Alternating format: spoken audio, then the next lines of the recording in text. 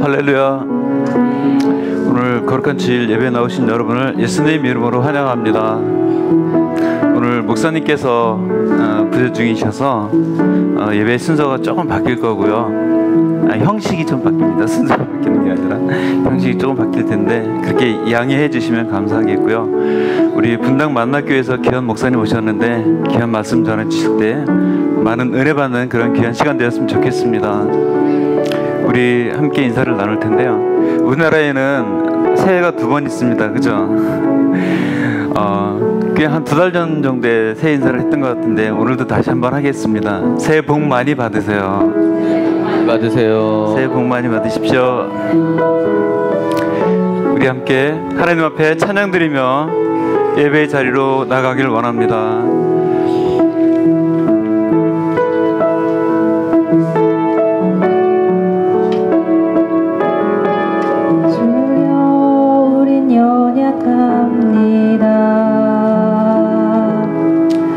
우린 오늘을 힘겨워합니다. 주 뜻 이루며 살기엔 부족합니다. 우린 연약합니다. 주여 우린 넘어집니다.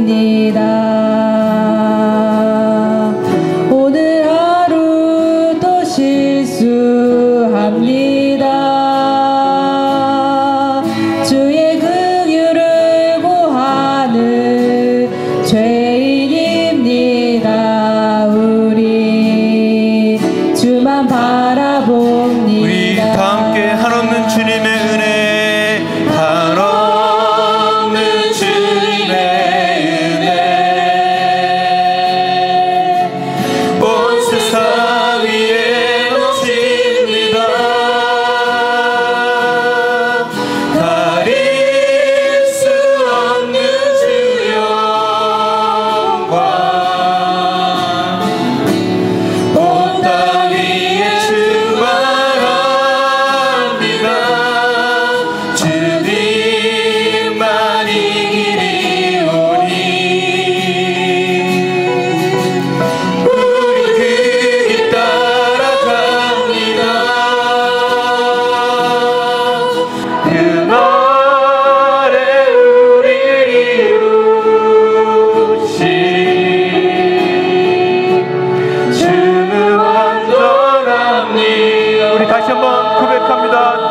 연약합니다. 주여 우린 연약합니다.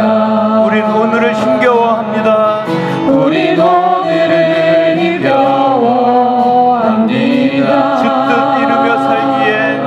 주 뜻 이루며 살기에 부족합니다. 우린 연약합니다. 주여 우린 넘어집니다.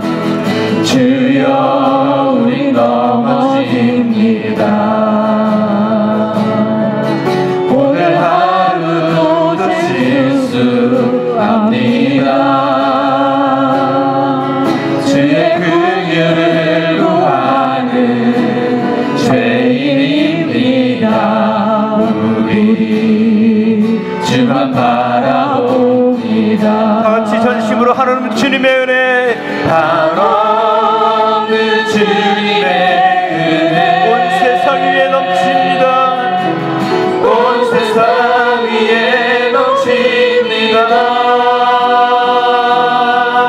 가릴 수 없는 주 영광, 온 땅 위에 충만합니다. 주님만 이기리오니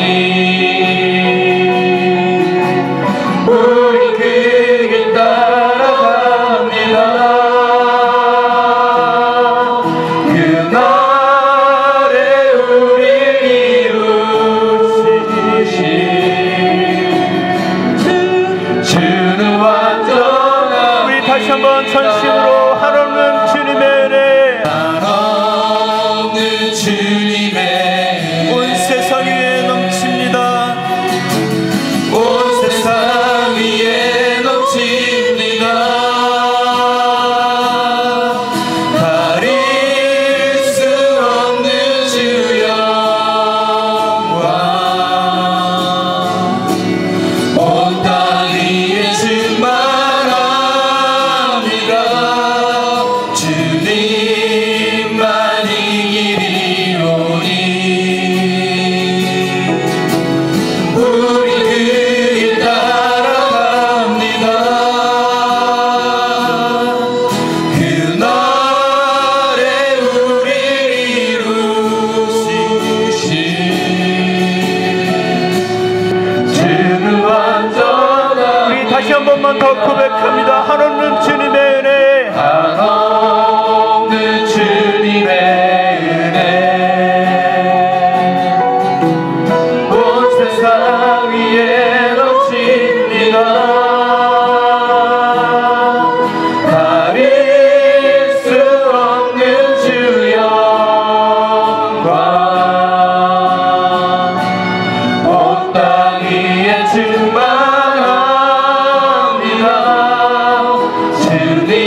주님만이 길이오니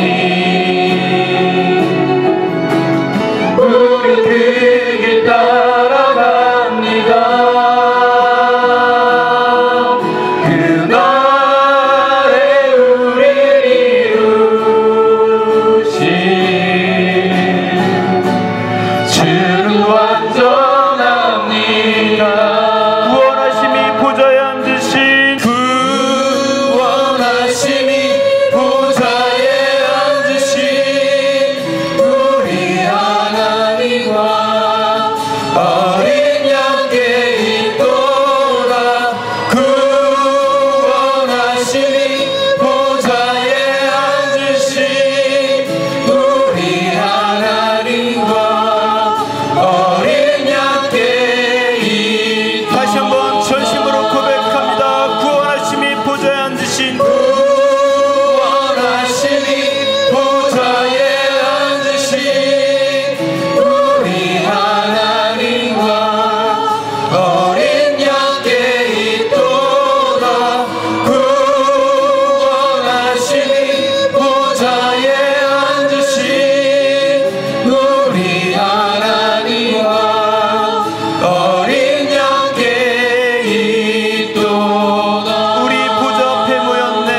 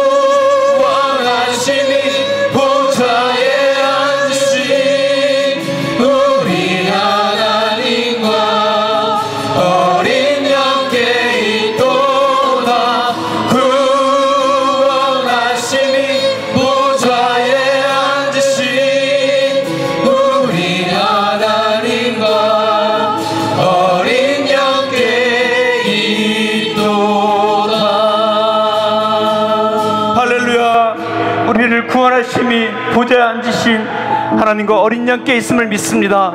우리 다 같이 그 자리에서 일어서서 하늘의 문을 여서서 임재 찬양을 하나님 앞에 드리며 예배의 자리로 나가겠습니다.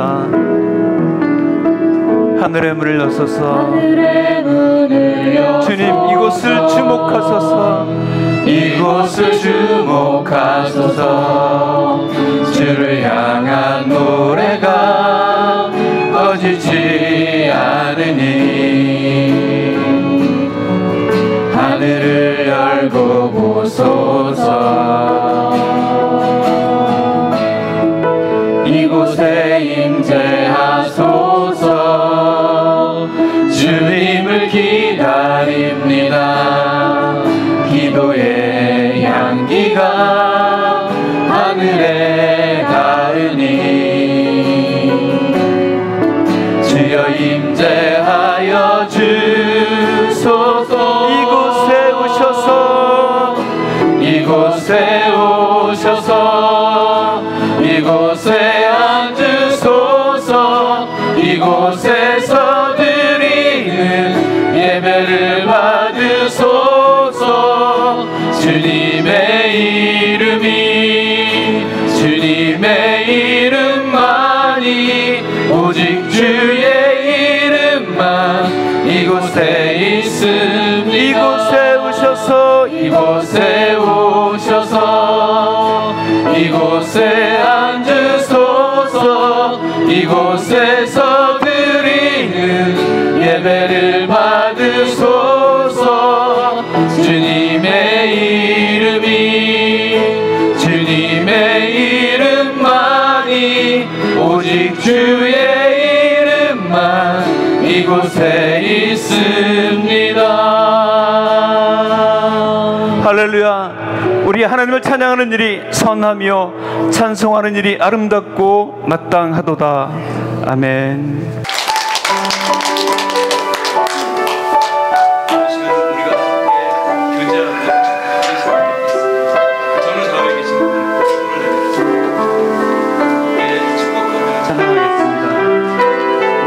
주님 너를 항상 인도하시리. 찬양하겠습니다. 주님 너를 항상 인도하시리. 메마른 땅에서도 너를 만족시키리.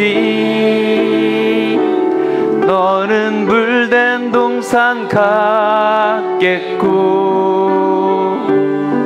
마르지 않는 샘 같으리. 너는 물된 동산 같겠고 마르지 않는 샘. 두 손을 가슴에 얹고 나는 물된 동산 같겠고 마르지 않는 샘 같으리. 너는 물된 동산 같겠고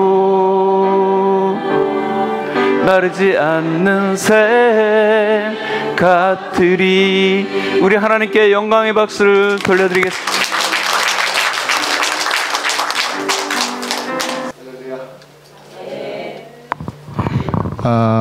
하나님의 성령이 지금 이 자리에 우리와 함께 계시는 것 같습니다. 하나님께서 이 예배를 기쁘게 받아주시는 줄로 믿습니다. 우리 다 같이 말씀 같이 읽도록 하겠습니다. 우리 마태복음 16장 16장 13절로 19절까지 읽도록 하겠습니다. 16장 13절로 19절까지 말씀입니다. 마태복음 16장 13절로 19절까지 말씀 우리 다 같이 한 목소리로 읽도록 하겠습니다. 예수께서 빌립보 가이사랴 지방에 이르러 제자들에게 물어 이르시되 사람들이 인자를 누구라 하느냐. 이르되 더러는 세례 요한, 더러는 엘리야, 어떤 이는 예레미야나 선지자 중에 하나라 하나이다. 이르시되 너희는 나를 누구라 하느냐? 시몬 베드로가 대답하여 이르되 주는 그리스도시요 살아계신 하나님의 아들이시니이다. 예수께서 대답하여 이르시되 바요나 시몬아 내가 복이 있도다. 이를 내게 알게 하신 이는 혈육이 아니요 하늘에 계신 내 아버지시니라. 또 내가 네게 이르노니 너는 베드로라. 내가 이 반석 위에 내 교회를 세우리니 음부의 권세가 이기지 못하리라. 내가 천국 열쇠를 네게 주리니 내가 땅에서 무엇이든지 매면 하늘에서도 매일 것이요 내가 땅에서 무엇이든지 풀면 하늘에서도 풀리리라 하시고 아멘. 네.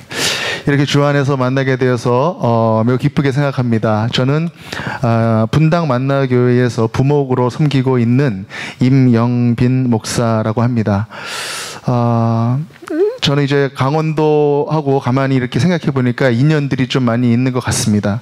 군생활도 강원도에서 했고 예수님을 다시 만난 것도 강원도고 그 음성 들은 것도 강원도고 또 제가 모태신앙으로 이렇게 열심히 믿다가 대학 때 좀 방황을 했다가 군 생활 때 다시 돌아왔는데 그때 세례도 군에서 이제 받고 또 이렇게 목회자가 돼서 첫 번째 세례를 준 곳도 강원도 철원 그 신병교육대에서 이렇게 줬습니다.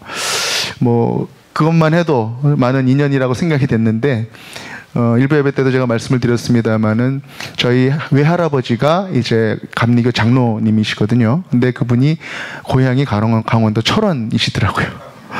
그리고 우리 어머니하고 이모님 두 분이 살아계신데 그분들의 고향도 철원이었습니다.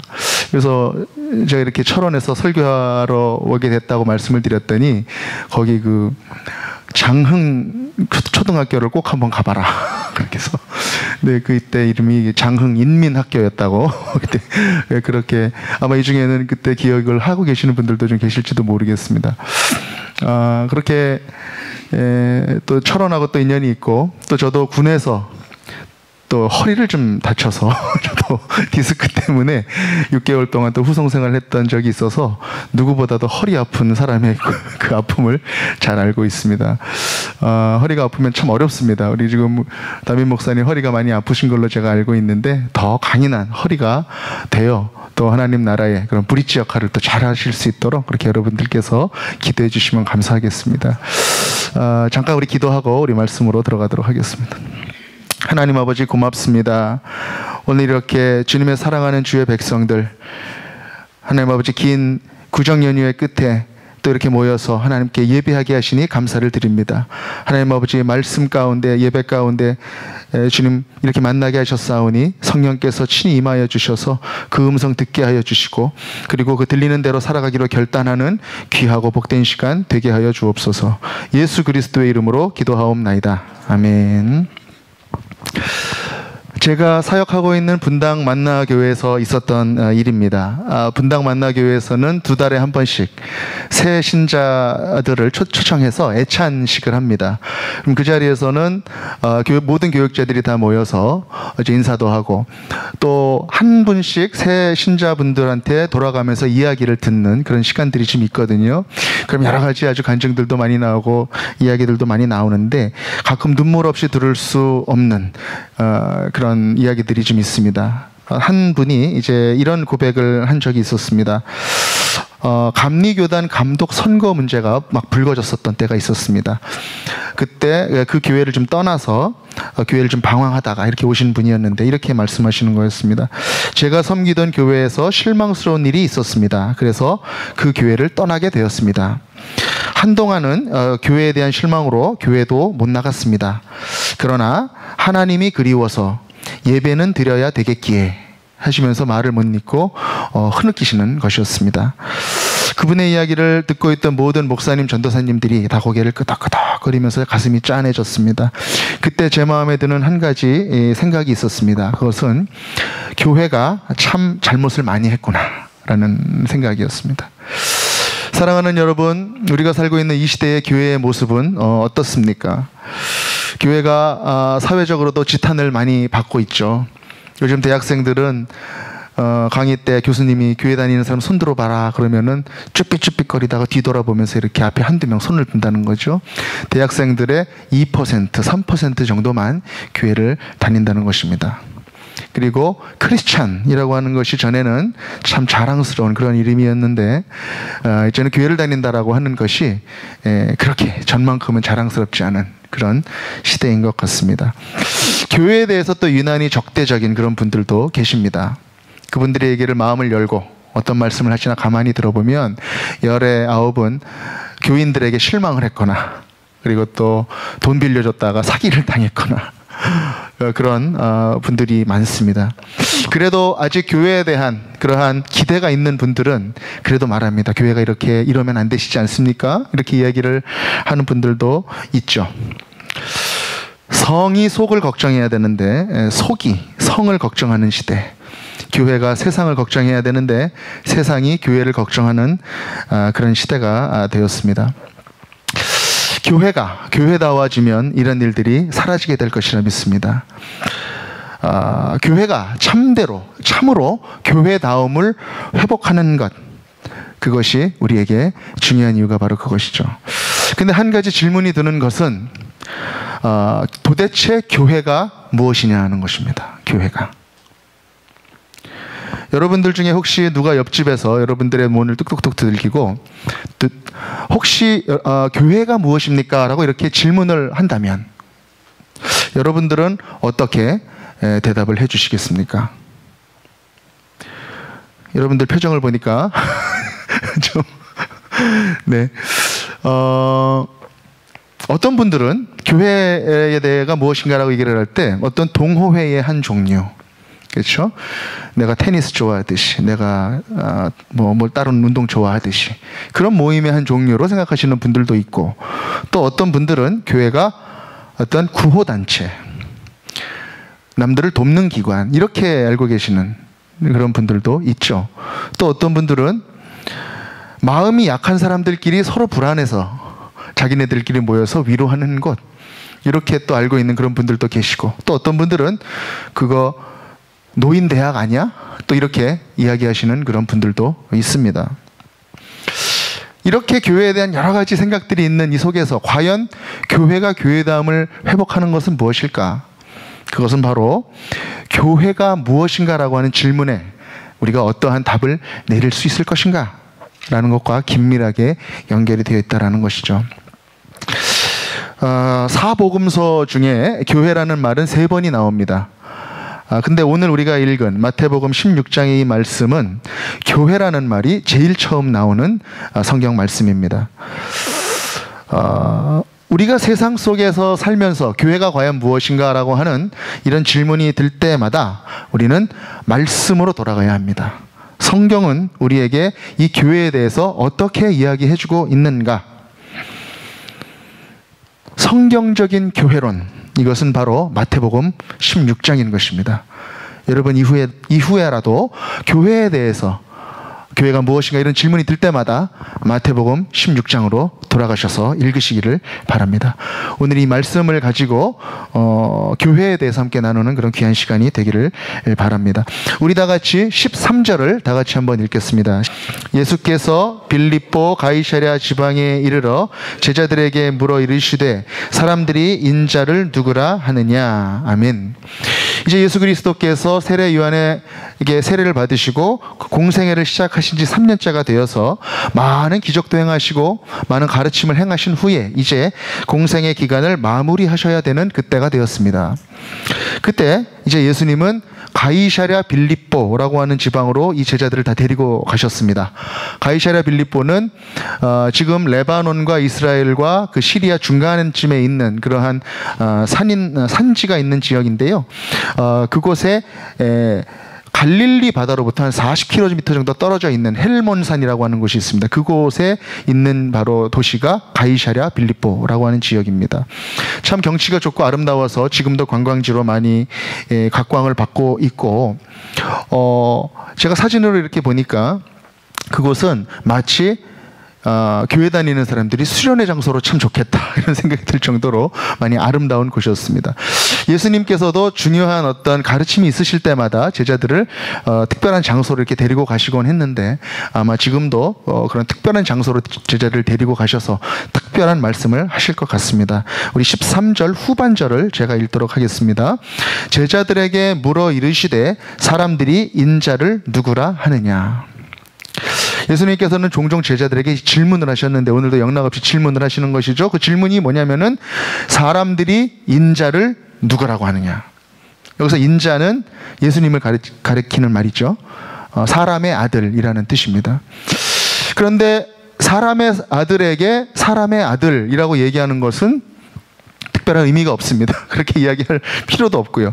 근데 예수님이 스스로를 인자다라고 이야기를 하실 때에는 뭔가 좀 특별한 의미가 있는 것이죠. 그것은 하나님이신데 인간의 모습으로 이렇게 오신 인간의 아들의 모습이지만 신적인 권위를 가지고 있는 이런 분이다라는 뜻으로 이렇게 말씀을 하신 것이죠. 마태복음 25장 31절에는 이렇게 나와 있습니다. 인자가 자기 영광으로 모든 천사와 함께 올 때에 자기 영광의 보좌에 앉으리니 이렇게 말씀하고 있습니다. 인자가 자기 영광으로 모든 천사와 함께 온다 이렇게 말씀을 하고 있는 것이죠.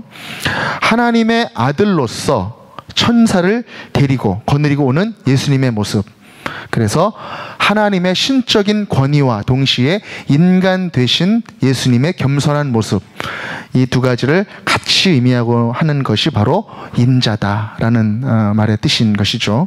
자, 우리 다 같이 14절을 또 다 같이 한번 같이 읽겠습니다. 이르되 더러는 세례 요한, 더러는 엘리야, 어떤 이는 예레미야나 선지자 중에 하나라 하나이다. 많은 사람들이 예수님을 보았습니다. 그리고 그의 말씀을 듣고 기적을 보았습니다. 그래서 사람들이 예수님에 대해서 이야기를 했는데 제자들이 그 반응들을 듣고 세 가지로 나누어서 지금 설명을 하는 것이죠. 첫 번째, 세례 요한. 세례 요한은 누구입니까? 광야에서 메뚜기와 석청을 먹고 이스라엘 백성들에게 회개하라, 천국이 다가왔다 이렇게 선포했었던 그러한 사람이었습니다. 두려움 없이 담대하게 전했던 그러한 사람이었습니다. 예수님도 이와 비슷한 메시지를 전하셨습니다. 마태복음 4장 17절에는 예수께서 비로소 전파하여 이르시되 회개하라, 천국이 가까이 왔느니라 하시더라 이러면서 정확하게 동일한 메시지를 전하셨습니다. 아마 이런 이유 때문에 사람들은 이미 죽은 세례 요한이 환생해서 예수님으로 살아난 것이 아닌가 이렇게 생각하던 사람들이 있었습니다. 세례 요한과 또 어떻게 생각했냐면은 엘리야라고 사람들은 대답을 했습니다. 엘리야를 여러분 잘 아실 것입니다. 아하방에 850명의 거짓 선지자들과 싸워서 바알과 아세라 신에게 제사하던 그런 제사장들과 싸워서 이겼던 그런 선지자였죠. 큰 기적을 행했던 그러한 선지자였습니다. 특별히 엘리야는 이스라엘 백성들에게 좀 중요한 의미가 있는, 영향력이 있는 선지자였습니다. 말라기 4장 5절에는 하나님께서 선지자 엘리야를 여호와의 크고 두려운 날이 이르기 전에 보내겠다 이런 말씀이 있습니다. 구약의 마지막 부분에. 그래서 예수님 시대의 사람들은 메시아가 오기 전에 우리에게는 하나님은 엘리야를 보내실 것이다 라고 하는 그런 기대를 가지고 살았습니다. 그래서 예수님께서 이렇게 오셔서 천국에 대해서 설교를 하시고 회개를 촉구하시는 이런 모습을 보면서 엘리야가 왔나 보다 이렇게 생각하는 사람들이 있었던 것이죠. 그리고 또 누구라고 사람들은 얘기했는가 하면 예레미야나 선지자 중에 하나다 이렇게 생각했던 사람들이 있었습니다. 예레미야는 우리가 잘 알고 있듯이 눈물의 선지자 이렇게 알고 있죠. 그리고 선지자라고 하는 사람들은 어떤 사람들이었냐면은 하나님의 말씀을 그대로 받아서 그대로 담대하게 이스라엘 백성들에게 전했던 그런 사람들이었습니다. 사람들이 싫어하거나 말거나 사람들이 듣기 좋은 얘기를 하는 게 아니라 하나님이 전하고 싶으신 그 말을 그대로 받아서 전했던 그런 사람들이 바로 선지자였습니다. 예수님도 울기도 자주 울으셨고 또 선지자의 그런 메시지를 자주 전하셨죠. 그래서 사람들은 예수님에 대해서 생각을 할 때 아마 선지자 중에 하나다 이렇게 생각을 했었던 것 같습니다. 이렇게 대답을 하는 제자들에게 예수님은 다시 질문을 하십니다. 우리 다 같이 15절 말씀을 다 같이 한번 읽겠습니다. 이르시되 너희는 나를 누구라 하느냐? 이르시되 너희는 나를 누구라고 하느냐? Who do you say I am? 예수님은 그렇게 말씀하시는 것입니다. 그래, 사람들은 나를 세례 요한이라고도 하고 나를 엘리야라고도 하고 나를 예레미야나 선지자 중에 한 사람이라고 얘기를 하는데 너희는 나를 지금 누구라고 고백을 하느냐? 이렇게 질문하고 있는 것입니다. 바로 제자들의 가슴을 향해서 직접적으로 너희의 고백이 무엇이냐라고 예수님은 지금 묻고 있으신 것이죠. 이 질문은 지금 이 자리에 있는 우리 모두를 향한 예수 그리스도의 질문인 것입니다. 우리는 이 질문 앞에 정직하게 서 있어야 되는 것입니다. 너희는 나를 누구라고 고백하느냐? 너희는 나를 누구라고 고백하는데 이렇게 일요일 날 와서 이렇게 앉아서 나에게 예배하고 있느냐? 이러한 예수 그리스도의 질문이 바로 오늘의 질문인 것입니다. 이 질문은 우리에게 있어서 매우 중요하고 본질적인 질문입니다. 저는 이 세상에 사람으로 태어난 이상 이 질문을 비껴갈 만한 사람은 아무도 없다고 믿습니다. 왜냐하면 이 질문에 대한 대답을 우리가 어떻게 하느냐에 따라서 우리의 인생이 결정되고 우리의 삶의 모습이 방향이 결정되는 것이기 때문에 그렇습니다. 참으로 이 질문은 우리 일생일대의 빅 퀘스천이다, 이렇게 말씀드릴 만합니다. 저는 2009년부터 2013년까지 러시아 모스크바에 선교사로 가 있었습니다. 그때 모스크바 한인교회, 모스크바 그 광림교회가 있는데 그곳에서 부교육자로 섬기면서 청년들을 대상으로 한 사역을 했었습니다. 그때 그곳에 모였던 청년들이 직장인들도 있었고 대부분이 유학생들이었는데 그 청년들 중에 한 70%, 80% 정도는 전혀 교회를 다니지 않다가 이제 모스크바에 와서 처음 교회를 다니기 시작한 그런 청년들이었습니다. 교회에서 밥도 주고 이제 떡볶이도 만들어주고 이러니까 온 청년들인데 그 청년들에게 저는 그렇게 질문하곤 했습니다. 너희들 한번 이 질문 앞에 한번 벌거벗고 진지하게 한번 서봐야 된다. 예수 그리스도가 누구신가? 너희들 인생에 살 때 이 질문이 참 중요하다. 어디서 주워 들었던 그런 예수 그리스도에 대한 그거 지식으로 너희들 결론 내리지 말고, 그리고 너희들이 가지고 있었던 그런 선입견 속에, 편견 속에 예수님에 대해서 결정하지 말고 그냥 교회 다니는 사람들만 중요하게 생각하는 교회 용어구나, 그러지 말고 정말 예수님이 누구신지, 어떤 분인지 진지하고 치열하게 한번 물어봐라. 그리고 기도하면서 말씀을 한번 파들어가면서 한번 물어봐라. 만약에 그렇게 물어볼 준비가 지금 안 돼 있다면 지금 안 물어봐도 좋다. 그러나 너의 인생에 한 번만이라도 정말 진지하게 이 질문 앞에 서라. 그리고 한 가지 조건이 있다. 그 질문에 대한 답이 얻어지거든 그 얻어진 답대로 너의 인생을 살 그런 준비가 되어 있을 때, 순종하고 살 준비가 되어 있을 때 이 질문을 해라 라는 것이었습니다. 여기 계시는 분들 중에는 저처럼 어렸을 때부터 교회에 다니셨던 분들도 계시겠지만 또 나중에 성인이 되어서 교회에 나오신 분들도 계시리라 믿습니다. 그러나 성경은 이렇게 이야기하고 있습니다. 처음 된 자가 나중되고 나중된 자가 처음 된다. 누가 먼저 믿었느냐라는 것보다 더 중요한 것이 무엇인가? 그것은 바로 예수님은 누구신가라고 하는 이 질문 앞에 누가 더 치열하고 진지하게 서보았느냐라는 것입니다. 이 질문이 우리에게 너무나 중요한 질문이기 때문에 그렇습니다. 이 질문을 이제 예수님께서 제자들의 가슴을 향해서 하셨습니다. 이때 한 제자가 자신 있게 대답을 합니다. 우리 다 같이 16절 말씀을 다 같이 읽겠습니다.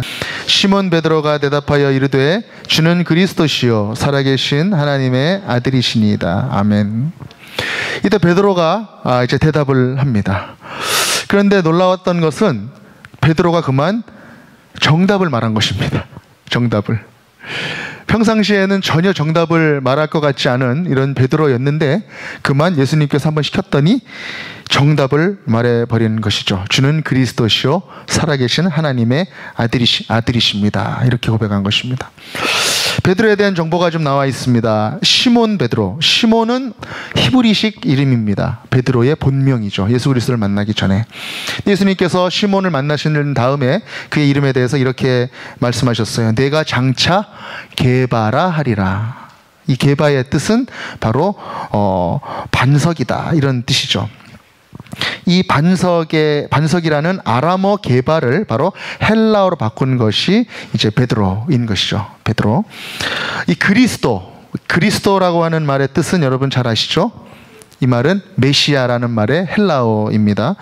메시아는 기름 부음을 받은 자라는 뜻이죠. 그래서 이스라엘을 죄로부터 구원할 자다. 그래서 많은 이스라엘 백성들이 기다리고 있는 바로 그 사람, 바로 그 메시아임을 지금 고백하고 있는 것이죠. 헬라어 원문에 보면 크리스토스라고 하는, 그리스도라고 하는 말 앞에 호라고 하는 정관사가 나와 있습니다. 이 호라고 하는 정관사가 붙어 있다라고 하는 뜻은 바로 오랫동안 이스라엘 백성들이 기다려왔던 바로 그 메시아다라고 이야기를 하고 있는 것이죠. 이 고백이 대단히 중요한 이유가 많은 유대인들이 다 메시아를 기다렸습니다. 그런데 예수 그리스도를 메시아로 알아볼 수 없었고 인정하지 못했던 것인데 지금 이 베드로는 바로 그 메시아다, 이렇게 놀라운 고백을 하고 있는 것이죠. 주는 그리스도시요. 또 베드로는 이렇게 고백합니다. 살아계신 하나님의 아들, Son of the living God, 이렇게 이야기를 하는 것입니다. 많은 사람들이 예수님의 말씀도 듣고 기적도 보았지만 그들은 예수 그리스도를 한 사람의 사람으로 보았을 뿐입니다. 엘리야도 사람이고 세례 요한도 사람이고 선지자도 사람이었죠.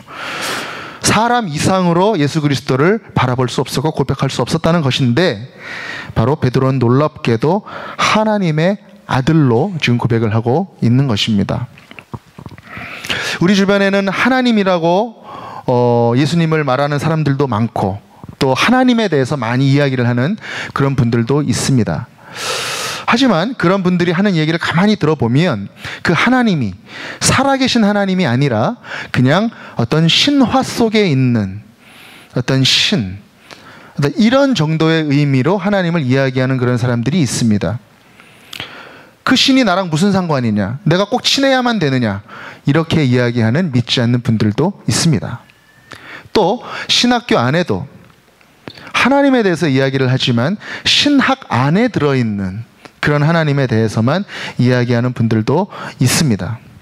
그런데 오늘 우리가 살펴보고 있는 이 말씀 속에서는 이 베드로는 그런 하나님이 아니라 바로 살아계신 하나님, 지금 역사하시는 하나님, 우리와 함께 계시고 우리에게 말씀하시고 온 천지 만물을 창조하시고 주관하시는 위대하신 하나님, 그 하나님의 아들이다, 이렇게 고백하고 있는 것입니다.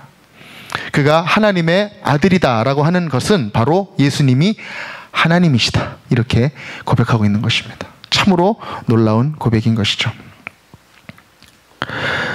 제가 주석책을 봤는데 이 고백이 참으로 신비한 언어의 극치를 표현하고 있다라고 이야기를 하였습니다.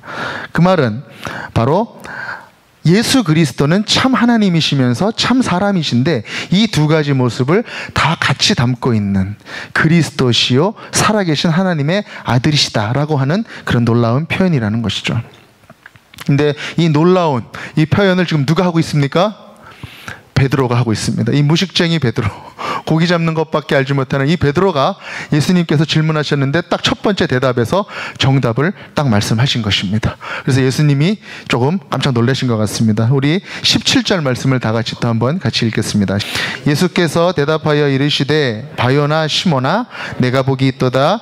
이를 네게 알게 한 이는 혈육이 아니요 하늘에 계신 내 아버지시니라. 아멘. 베드로가 이렇게 정답을 말할 녀석이 아닌데 어떻게 신통방통하다, 어떻게 이렇게 정답을 말했나, 이런 예수님의 마음이었던 것 같습니다. 그래서 예수님께서 바요나 시몬아 이러면서 이제 이야기를 하십니다. 바요나는 무슨 뜻입니까? 요나의 아들이라는 뜻이죠. 이 바가 앞에 붙으면 누구누구의 아들이다 이런 뜻이죠. 자, 바디메오 그러면은 디메오의 아들이었던 소경 이런 뜻이 되죠. 자, 여러분 바리새인 하면은 바리새인은 상관이 없습니다. 네, 바리새인은 그 바가 아닙니다. 그래서 바요나 그러면은 이제 요나의 아들. 살펴보면은 제가 이제 러시아에 있었다고 말씀드렸는데 누구누구 비치 이렇게 하면은 누구누구의 아들 이런 뜻이 그 이름자에 들어가 있습니다. 또 제가 또 중동에도 한 6년 정도 있었는데 거기 보면은요 빈이라고 하는 말이 있습니다. 오사마 빈 라덴 이렇게 얘기하면은 이 빈은 누구누구의 아들이다 또 그런 뜻이에요. 그래서 주로 비가 들어가면은 바도 그렇고 비치도 그렇고 이 또 빈도 그렇고 참 무슨 또 언어적인 공통점이 있는 것 같긴 한데 어떤 그런 아들이라고 하는 이름이죠. 그런데 왜 예수님께서는 갑자기 베드로의 아버지의 이름을 거론하시면서 이렇게 이야기를 하셨는가? 바로 그 이유가 그 뒤에 나오는 말씀으로 짐작을 할 수가 있는 것이죠. 이를 내게 알게 한 이는 혈육이 아니요 하늘에 계신 내 아버지시니라. 베드로가 지금 놀라운 고백을 했습니다. 예수님의 정체에 대해서 정확하게 이야기를 했는데 이것이 너의 아버지 요나가 너에게 가르쳐 줘서 너가 알게 된 것이 아니다. 이 놀라운 고백은 예수 그리스도에 대한 고백은 하늘에 계신 내 아버지께서 성령으로 임하여 주셔서 너에게 알게 하셨기 때문에 이 하늘의 진리 가운데 네가 고백을 하고 있는 것이다 라고 하는 이러한 가르침을 지금 베드로에게 주고 계시는 것이죠. 그리고 예수님께서는 말씀하십니다. 내가 복이 있다 이렇게 말씀하십니다. 내가 복이 있다. 베드로가 예수 그리스도를 알아보고 그렇게 고백을 하는 그 순간 예수님께서 내가 복이 있다 말씀하시는 거예요. 여러분 구정이라 최근에 이제 복 많이 받으세요 이런 인사들을 많이 하셨죠. 복은 그 사람 숫자만큼 복의 정의가 다릅니다. 그런데 진정한 복의 의미는 무엇인가? 오늘 이 말씀에서 우리가 알 수 있습니다. 그것은 바로 하나님을 아는 것입니다. 예수 그리스도를 아는 것입니다. 그것이 바로 우리에게 복인 것입니다. 지금 베드로는 예수 그리스도를 하나님의 아들로 그리스도로 고백하고 있는 것이죠. 이 고백의 순간을 바로 예수님께서는 내가 복이 있는 순간이다 이렇게 이야기하고 계시는 것입니다. 사랑하는 여러분, 여러분들은 제가 이렇게 말씀을 드리면 아멘 하십니다. 그렇죠? 또 할렐루야 그러면 할렐루야 하십니다. 근데 이것이 아무나 할 수 있는 게 아닙니다. 제 친척 중에 한 분이 이제 아들 문제 때문에 아주 심각하게 저랑 상담을 하기 위해서 왔는데 제가 기도하자 그랬습니다. 그 아들을 위해서 같이 이야기하다가 기도하고 끝나는 자리에 아멘 하십시오 그랬는데 그 아멘을 못하는 거예요. 하나님을 알지 못하는 사람에게 여러분들 주변에 그런 분들 계실 거예요. 근데 하나님 부를 수가 없는 것입니다. 그 안에 하나님이 없어서. 그런데 여러분들 지금 오셔서 하나님이라고 부르시고 아멘 하시고 예수님 그리고 경배하시고 예배하시고 이런 것들은 기적인 것이에요. 이것은 아무나 할 수 있는 것이 아닙니다. 성령께서 우리 가운데 함께해 주셔야만 가능한 일입니다. 그렇기 때문에 우리가 하나님을 고백하는 것은 우리 입장에서 바라보면 우리의 의지인 것 같고 우리의 결정인 것 같지만 그 고백이 진실된 것은 하나님과 나만 압니다. 그 고백을 진실되게 하시고 그 인생을 그 고백 가운데 묶이게 하시고 그렇게 살아가게 하시는 그 역사는 바로 하늘로부터 오는 것이라는 것입니다. 이것이 바로 우리에게 있어서 복인 것입니다. 예수님께서 이렇게 중요한 고백을 한 베드로에게 네가 복이 있다 이렇게 칭찬하신 후에 아주 중요한 말씀을 하십니다. 우리 다 같이 18절 말씀을 읽겠습니다. 또 내가 네게 이르노니 너는 베드로라. 내가 이 반석 위에 내 교회를 세우리니 음부의 권세가 이기지 못하리라. 아멘. 예수님이 드디어 교회에 대한 이야기를 하십니다. 너는 베드로다. 내가 이 반석 위에 내 교회를 세우겠다. 예수 그리스도께서는 베드로의 이 고백을 들으신 그 순간에 바로 이 고백 위에 내 교회를 세우겠다 이렇게 말씀하고 계시는 것입니다. 드디어 세상 가운데 이 교회가 선포된 것입니다. 교회는 무엇인가? 교회는 바로 신앙 고백의 공동체라는 것입니다. 우리 다 같이 한번 따라해 보겠습니다. 교회는 신앙 고백의 공동체다. 그렇습니다. 예수 그리스도에 대한 이러한 고백이 있는 공동체가 바로 교회인 것입니다. 교회에 많은 것들이 있어야 되죠.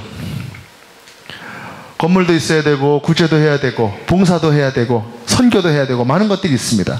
그런데 그것이 없다고 교회가 아닌 것이 아닙니다. 여러분, 의자이기 위해서는 팔걸이가 없어도 의자고, 등받이가 없어도 의자고, 그렇죠? 그리고 앉아있는 그 방석이 조금 뜯어져 있어도 의자입니다. 그렇다면 의자를 의자이게 만드는 가장 중요한, 가장 본질적인 그것은 무엇입니까?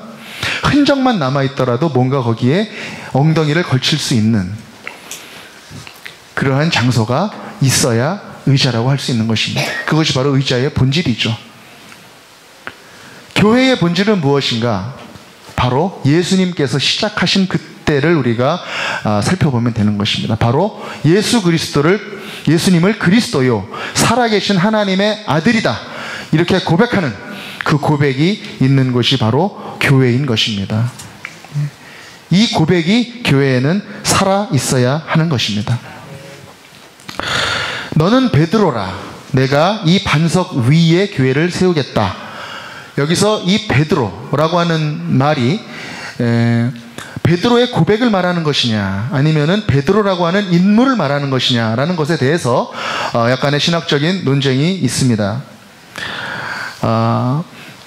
베드로는 예수 그리스도께서 질문을 하셨을 때에 그가 정답을 말해서 칭찬을 받지만, 바로 같은 16장의 21절 이후에 보면 또 연약한 인간의 모습을 적나라하게 보여주고 있습니다. 우리 다 같이 마태복음 16장 21절로 23절까지 말씀을 다 같이 한번 읽어보도록 하겠습니다.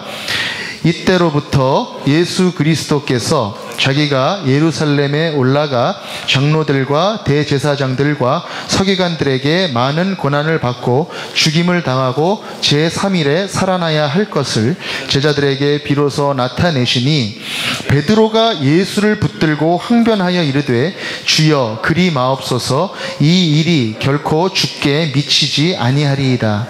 예수께서 돌이키시며 베드로에게 이르시되 사탄아 내 뒤로 물러가라. 너는 나를 넘어지게 하는 자로다. 내가 하나님의 일을 생각하지 아니하고 도리어 사람의 일을 생각하는도다 하시고. 아멘. 바로 베드로가 바로 16장 앞부분에서는 칭찬을 받았는데, 바로 뒷부분에서는 어떻게 욕을 들어먹고 있습니까? 내가 사단이다, 이렇게 욕을 들어먹고 있는 것을 보게 됩니다. 교회의 기둥이 되고 교회가 그 위에 세워야 되는 반석으로서 이 베드로의 인격과 베드로라고 하는 사람의 됨됨이를 살펴봤을 때 우리는 뭔가 2%가 부족한 것을 느끼게 되는 것이죠. 여러분, 베드로의 인생은 어떻습니까? 나는 예수를 모른다고 부인하지 않겠다라고 고백했던 그 숫자만큼이나 꼭꼭 눌러서 예수님을 배반했었던 사람이었습니다. 그리고 예수님께서 다시 부활하셔서 베드로와 많은 제자들에게 보여주셨건만 다시 고향 갈릴리로 돌아가서 의기소침하게 고기를 잡고 있었던 그런 연약한 인생이 바로 베드로였던 것이죠. 여러분, 사람이 아무리 뛰어나더라도 하나님 앞에서 얼마나 뛰어나겠습니까? 성경에 있는 모든 인물들의 역사들이 그것을 우리에게 보여주고 있지 않습니까? 다윗도 연약했고, 바울도 연약했고, 여호수아도 모세도 모두 다 연약했던 그런 사람들이 아니었습니까? 하지만 그가 위대한 성경의 인물로 기억되는 이유가 무엇입니까? 그것은 그가 위대했던 것이 아니라 그와 함께 하셨던 하나님이 위대하셨기 때문에 바로 그 인물들이, 그 인생이 위대해졌던 것이죠. 그렇기 때문에 예수님께서는 베드로라고 하는 그 인격과 인생 위에 교회를 세우신 것이 아니라 바로 그가 했었던 놀라운 고백, 성령이 했던 그 고백, 주는 그리스도시요 살아계신 하나님의 아들이라고 하는 이 고백 위에 교회를 세우신 것입니다. 그리고 예수님은 이 고백 위에 그냥 교회도 아니고 어떤 교회라고 말씀하고 계십니까? 내 교회, 내 교회, my church, 내 교회라고 말씀하고 계시는 것입니다. 교회는 바로 예수님의 교회인 것입니다. 다른 어떤 것도 예수님이 이 교회의 주인 되심을 방해할 수 없는 것입니다. 우리가 살고 있는 이 현대의 교회의 위기는 어떤 위기인가? 그것은 바로 이 교회의 주인이 뒤바뀌고 있는 데서 오는 위기입니다. 때로는 교회가 세상의 영을 쫓아가기도 합니다. 세상의 생각들이 주인 노릇을 하기도 합니다. 또 어쩔 때는 목사님이, 장로님이, 또 헌금 많이 낸 사람이, 정치적으로 영향력이 있는 사람이 이 교회의 주인이 되기도 합니다. 한 우스운 이야기가 있습니다. 어느 목사님이 이제 밤에 꿈을 꾸셨는데 자기가 천국 문 앞에 갔더랍니다. 갔더니 이제 예수님이 의자에 앉아서 천국에 이제 오는 그런 형제님들, 자매님들을 하나씩 둘씩 이렇게 맞아 주었다라는 것이죠. 그때 자리에서 일어나가지고, 아유, 그래, 고생했어. 나랑 같이 잘 지내자, 이제. 이렇게 인사를 하시는데, 이 목사님이 가셨는데 일어나시지 않고 의자에 이렇게 앉으셔가지고, 그래, 너 왔니? 이렇게 얘기를 하시더라는 겁니다. 그래서 목사님이 마음이 좀 궁금하기도 하고 섭섭한 마음이 있어서, 아니, 예수님, 왜 저는 일어나서 안 맞아주시나요? 그랬더니 이 예수님이 그러시더래요. 내가 일어나면 네가 이 자리에 앉을까봐 그런다. 하셨답니다.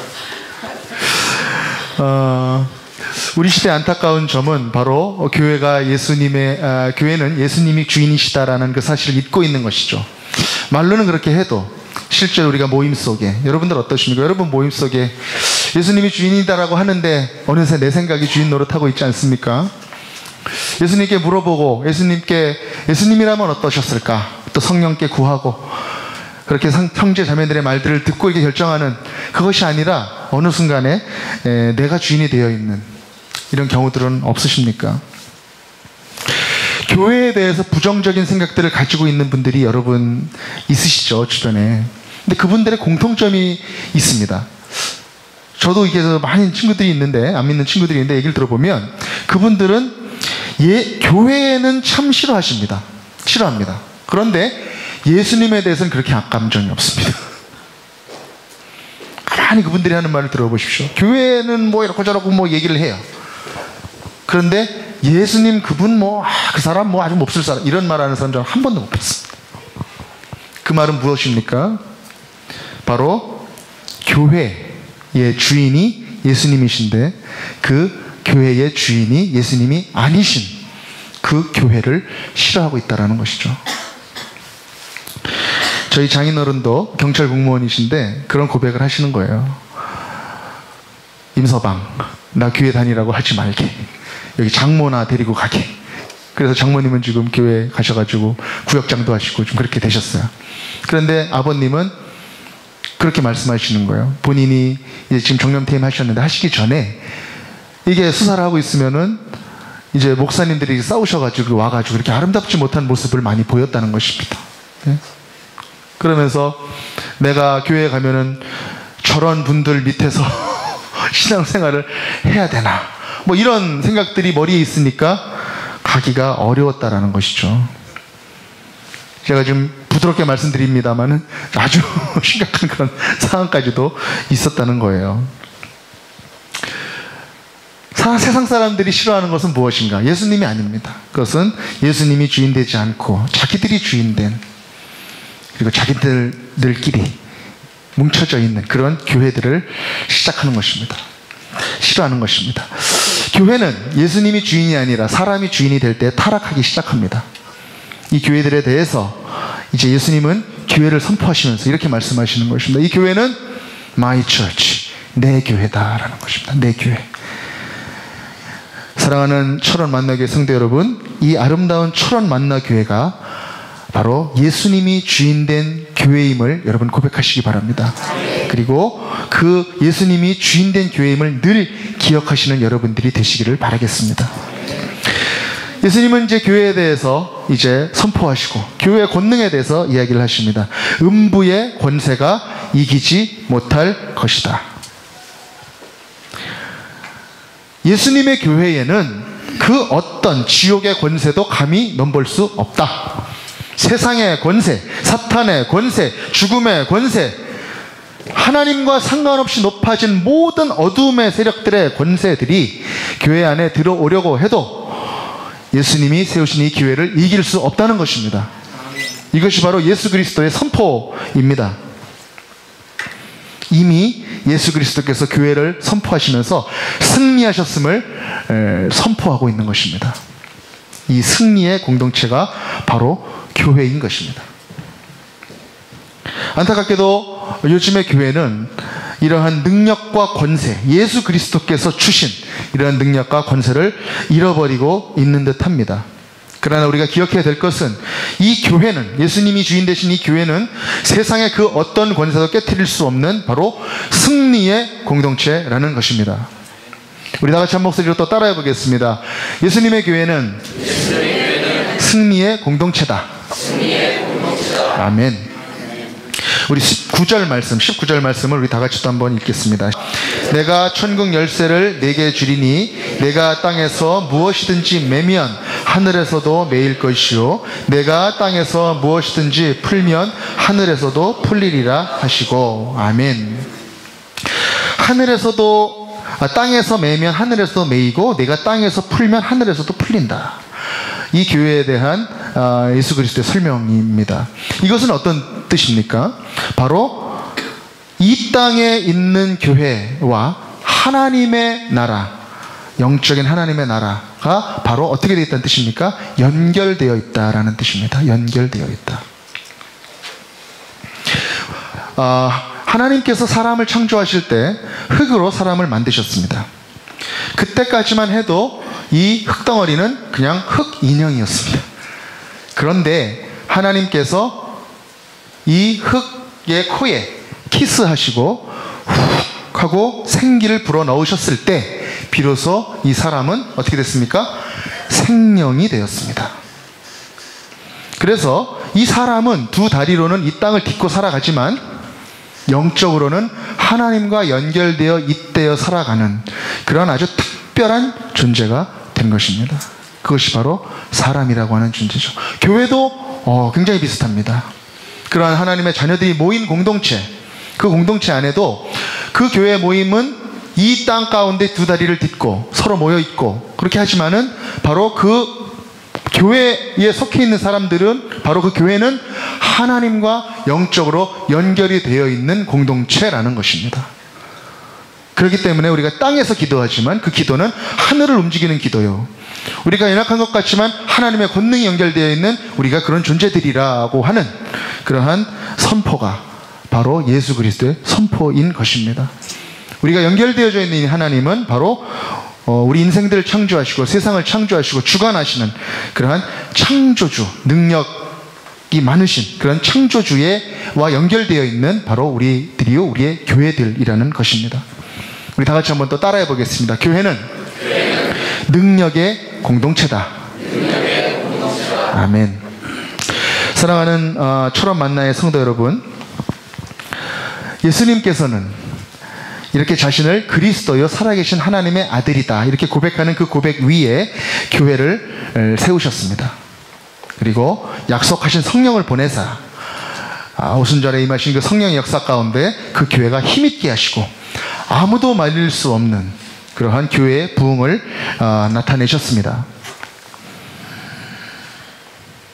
그 고백이 있었고 그 하나님의 역사하심이 있었기 때문에 이 교회는 매우 어려운 고난과 핍박을 많이 받았지만 그래도 없어지지 아니하고 카타콤에서 다락방에서 그 모임들을 이어가며 발전해 오고 부흥해 오고 지금 우리가 있는 이 자리까지 그 교회는 이어지고 있는 것입니다. 그것은 왜 그랬습니까? 바로 그 모임 가운데 주는 그리스도시요 살아계신 하나님의 아들이다 라고 하는 그 고백이 끊이지 않고 흘러나왔기 때문인 것입니다. 예수님의 교회에는 그렇다면 앞으로 더 이상 문제가 없을 것인가? 그렇지 않습니다. 문제가 계속 있을 것입니다. 왜냐하면 이 교회는 여전히 죄인들이 모인 곳이기 때문에 그렇습니다. 그러나 우리가 예수님을 고백한 그 후에는 그냥 죄인이 아니라 바로 용서받은 죄인이죠. 우리가 십자가 앞에 나아갈 수 있는 그런 성령의 또 이끌림에 순종할 수 있는 그런 마음이 있는 죄인이 바로 용서받은 죄인이라는 것이죠. 여러분들이 교회 모임 가운데 또 교회를 같이 모여서 이렇게 운영하는 가운데 또 크고 작은 문제들이 있을 수 있습니다. 그렇죠? 그리고 욕도 많이 먹을 수 있습니다. 오해를 받을 수도 있고 그런 일들이 우리 앞에 또 이 교회 앞에 기다리고 있을 수 있습니다. 많은 어려움들이 교회에도 있었습니다. 인육을 먹는다고 오해받았던 그런 교회의 모습도 있었고 또 어쩔 때는 작은 일 때문에 막 싸우고 서로 법정으로 가고 그랬던 고린도 교회 같은 안타까운 상황도 있었습니다. 그러나 그러한 어려움들이 있었다고 해서 교회가 끝나지 않았습니다. 교회가 멸절되지 않았습니다. 말씀드렸듯 교회에는 예수님이 그리스도시죠 하나님의 아들이라고 하는 고백이 끊이지 않았기 때문에 그렇습니다. 이러한 고난과 핍박, 오해 이것보다 더 큰 어려움이 있을 수 있습니다. 그것은 바로 무엇인가? 바로 편안함이 찾아오는 어려움입니다. 편안함. 교회의 진짜 위기는 편안할 때 찾아왔습니다. 편안할 때 썩었습니다. 편안할 때 부패했습니다. 중세 교회의 암흑, 이것이 바로 편안할 때 찾아왔었던 어려움이었던 것이죠. 그러나 그럴 때에도 예수가 그리스도시요 하나님의 아들이다라고 하는 그 고백이 그 교회를 깨끗하게 했습니다. 일어서게 했습니다. 기득권을 내려놓게 했습니다. 그리고 목숨을 걸고 그 교회의 순수함을 지키기 위해서 많은 종교 개혁가들이 나왔던 것입니다. 많은 사람들이 지금 현 시대 교회에 대해서 실망합니다. 그러나 여러분 기억하십시오. 정말 보석같이 빛나는 아름다운 교회들이 많이 있습니다. 하나님 없이 살 수 없다고 고백하는 그런 교회들이 우리 주변에 많이 있습니다. 그런 교회들을 통해서 하나님의 교회는 이어지는 것입니다. 세상 끝날 때까지, 예수님이 다시 오실 때까지 이 교회는 절대로 사라지지 않을 것입니다. 왜냐하면 이 교회는 사람이 만든 제도가 아니기 때문에 그렇습니다. 이 교회는 우리가 지금 마태복음 16장에서 살펴보았듯이 예수님께서 시작하신, 예수님이 선포하신 바로 그것이기 때문에 그렇습니다. 그것이 바로 예수님이 주인 되신 바로 예수님의 교회인 것입니다. 그래서 이 교회만이 세상의 소망이요, 세상의 유일한 구원의 방주가 되는 것입니다. 사랑하는 출원만나의 성도 여러분, 주는 그리스도시요 살아계신 하나님의 아들이다 라고 하는 이 고백이 여러분들의 마음속에 가득 넘치시기를 기원합니다. 하루하루 이 고백 가운데 예수님을 닮아가는 여러분들 모두의 삶이 되시기를 바랍니다. 그래서 어제보다는 오늘이 더 예수님을 닮아가고 오늘보다는 내일이 더 예수님을 닮아가는, 그래서 예수님이 우리의 주인 되신다고 고백하는 그 고백 가운데 하루하루 예수님을 따라가는 그 삶. 그래서 마치 해바라기가 해만 바라보다가 해를 닮아버린 것처럼 예수님만 바라보고 예수님만 고백하며 살아가다가 어느 순간에 예수님처럼 세상 사람들에게 예수님의 복음을 보여주는, 들려주는 그런 철원 만나교회의 모든 성도님들이 되시기를 주 예수 그리스도 이름으로 축원합니다. 할렐루야. 우리 이 시간에 결단의 기도를 드리며 하나님 앞에 나아가겠습니다. 하나님은 우리 한 사람 한 사람을 예수 그리스도의 교회로 부르셨습니다. 우리에게 성령을 주사 우리로 하여금 예수를 그리스도로 살아계신 하나님의 아들이라고 고백하게 하셨습니다. 오늘 이 고백을 우리 모두 가슴속에 품고 세상의 빛과 소금이 되어 성큼성큼 우리의 삶의 터전으로 나아가게 하여 주옵소서. 복된 주님의 자녀로 살아가게 하여 주옵소서. 다같이 우리에게 주신 하나님의 말씀을 생각하며 이 시간 하나님 앞에 우리의 마음을 결단하며 나아가겠습니다.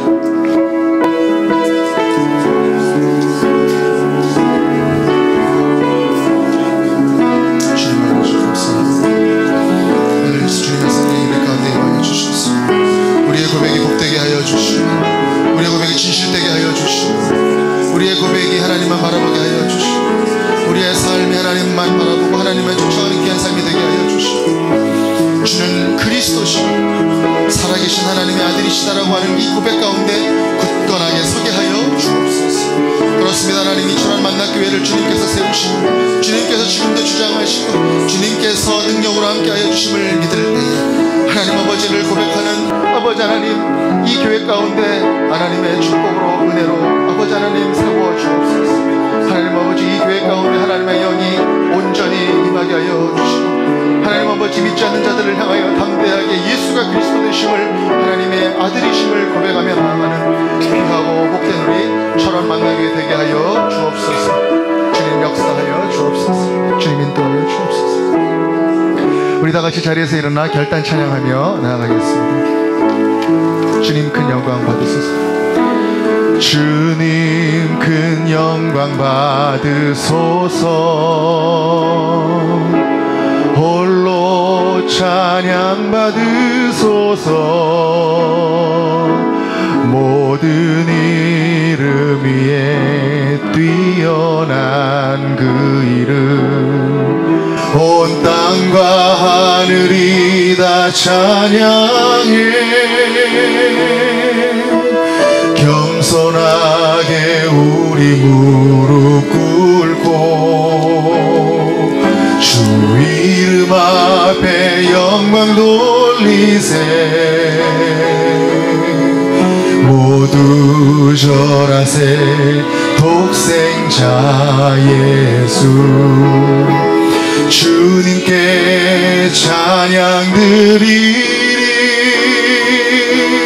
모든 영광과 존귀와 능력 받으소서. 받으소서. 영광과 존귀와 능력 받으소서. 받으소서. 그리스도 살아계신 모든 영광과 존귀와 능력 찬양하며 나가겠습니다. 모든 영광과 존귀와 능력 받으소서. 받으소서. 영광과 존귀와 능력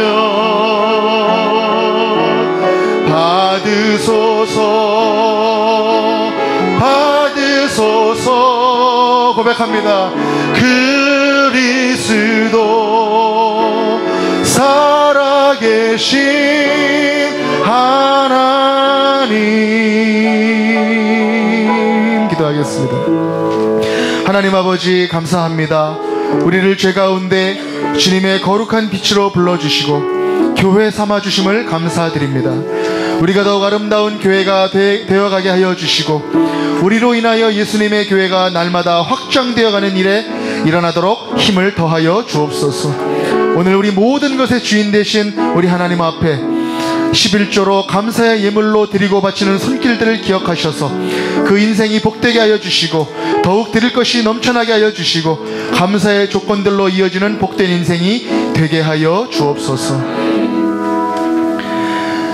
지금은 우리 주 예수 그리스도의 은혜와 하나님 아버지의 사랑하심과 성령님의 교통하시고 회복시키시는 놀라운 은총이 예수님이 주인된 이 교회 철원 만나교회 한 사람 한 사람 머리 위에, 지금도 복음을 기다리는 잃어버린 영혼 한 사람 한 사람 머리 위에, 복음이 없어서 메마른 곳에서 신음하고 있는 민족과 열방 가운데 지금부터 영원까지 함께 하시기를 간절히 축원하옵나이다. 아멘.